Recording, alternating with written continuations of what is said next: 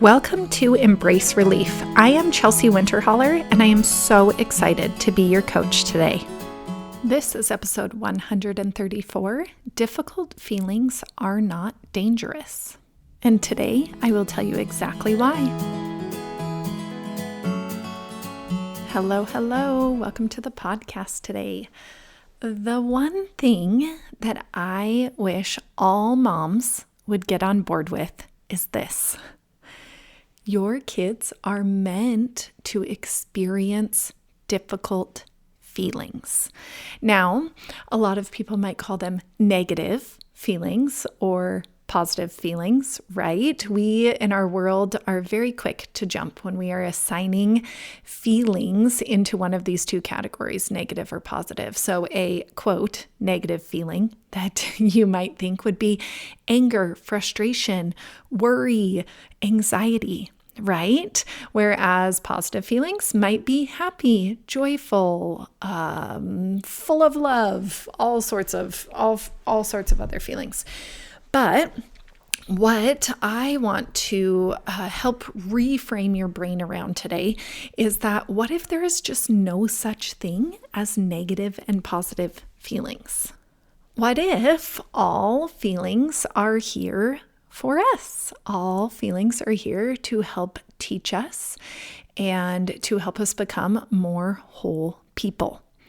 That is what I believe. And as we talk today, I hope that your belief around negative and positive feelings can be simplified a little. Maybe it can be softened. Maybe you'll have a tiny different viewpoint when you leave here today.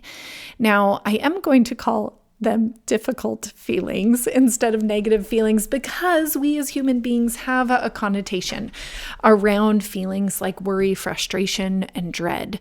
And that's okay. It's okay to do it because that is just how we are. But I want you to realize that these feelings are not dangerous. They are not dangerous for you. They're not dangerous for your kids. You're meant to experience them. Feelings are just your body telling your mind that there is some sort of threat ahead to you. Now, we have real dangers in our life, like speeding cars or earthquakes, that we need to hide or run from, right? But feelings are not real dangers to us. We look at them as dangers, but they are not. There is no need to fear a feeling in our body. Now, often when I'm coaching clients, I hear this thought: I don't want my kid to experience anxiety. I don't want my kid to have to feel frustrated. I don't want him to feel angry. I don't want my child to be worried. That's an extremely common one. I need you to pause. Is this true? Do you really not want your kid to ever experience worry and frustration and anger and feelings of anxiety? Is that true? Or is something else possibly true? Maybe you actually do want your kids to experience these feelings over and over and over again in safe and healthy environments. I bet you agreed with my second comment. You want your kids to experience these feelings in safe and healthy ways, because we know as humans that the more you experience something, the more safe you feel when you encounter it. And one reason why this is so beautiful is when we feel safe, another emotion often comes right in and holds safe's hand, and that is confidence. You feel confident when you feel safe.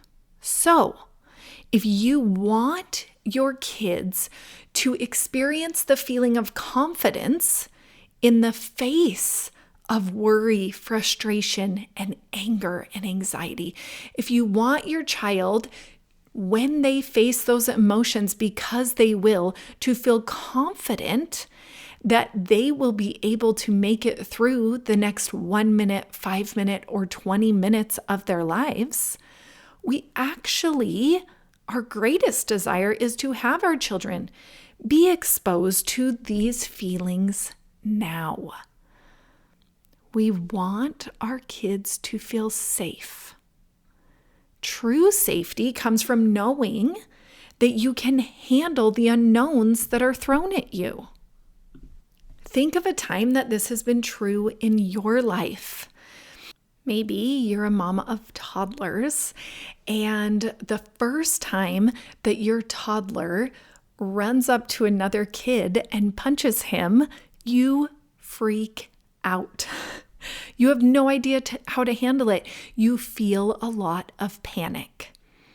By your fourth child, when your kid runs up and punches someone else, you might not even get up off the park bench. You might let them handle it themselves because you are so used to that feeling of panic that now you're actually in a state of calm. What about your first teenager?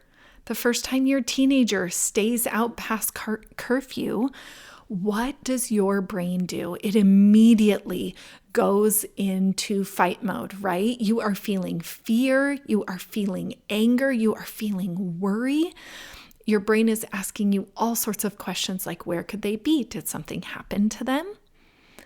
But by even the second, third, fourth, 25th time that your child walks in 1 or 2 or 5 minutes late for their curfew, you have gained confidence that maybe perhaps nothing actually went wrong here. They just lost track of time. You can find these examples in your life. I know that you can. And as you start to bring this to your awareness, as you start to point out to your brain how you gained confidence in the face of panic, how you gained confidence in the face of fear, how you gained confidence in the face of worry, that is how you can turn around and teach your kids how to do it too. Your kids can feel confident in the face of these big emotions, and you are the key to helping them do that. These difficult feelings are uncomfortable. It's okay to be uncomfortable because it is through that discomfort that we are able to grow and learn and build our confidence. Just because you're uncomfortable does not mean that you are in danger. It could actually mean that you are building resilience. If this resonated with you today, I want you to do 2 things. Go to my website and set up a completely free consult. We can talk one-on-one. We can figure out what areas of your life you want to zoom in on and really figure out what emotions are fueling you today. And second, I would love you to share this podcast with a friend.